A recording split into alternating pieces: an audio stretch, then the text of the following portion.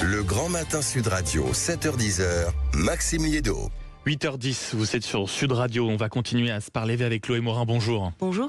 L'annonce du gouvernement tarde. Le nouveau Premier ministre se faisait fort d'aller beaucoup plus vite qu'Emmanuel Macron pour jouer du contraste avec un président qui est clairement très impopulaire.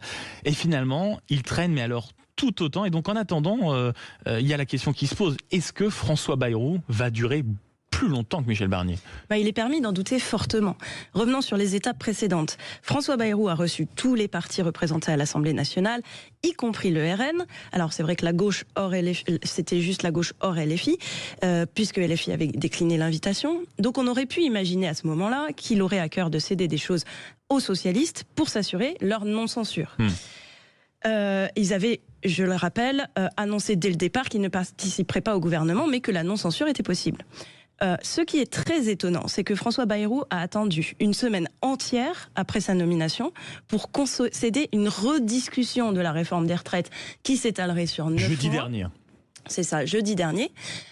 Mais pendant les 9 mois de rediscussion, la réforme ne serait pas suspendue. Donc c'est une très petite concession. C'est la fameuse phrase très étrange, on va reprendre sans suspendre. C'est ça, exactement. Et donc, résultat, les socialistes avaient eu le sentiment, en tendant la main à François Bayrou, de faire un énorme effort.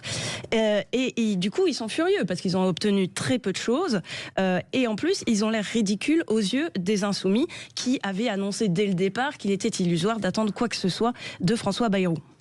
Et ce qui est marrant en plus, c'est que quand en coulisses, vous connaissez les hommes politiques, Chloé Morin, même les socialistes disent, en fait, on a supplié François Bayrou de faire semblant de nous donner quelque chose pour avoir un bon prétexte, parce que sinon on s'en sort plus. Mais on dit surtout qu'en réalité, François Bayrou n'a pas tellement tendu la main, parce que ce serait Emmanuel Macron qui lui aurait dit mon coco, touche pas, et encore moins à la réforme des retraites.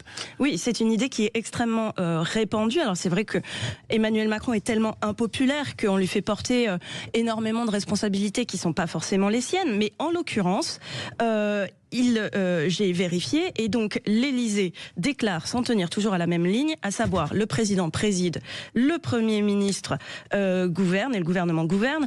Donc on souligne dans l'entourage d'Emmanuel Macron que le président n'a imposé aucune ligne rouge sur le fond à François Bayrou.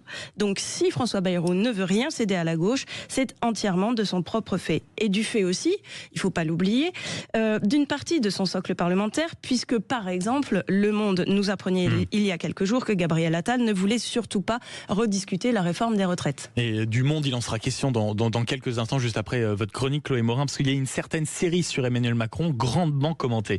Mais Emmanuel Macron a aussi dit cet été qu'il souhaitait que les socialistes rejoignent le socle commun, mais la tentative de les désolidariser de LFI est totalement ratée. Donc clairement, le nouveau Front populaire reste uni, et on revient à la case départ avec une sensation de bon, tout ça pour ça.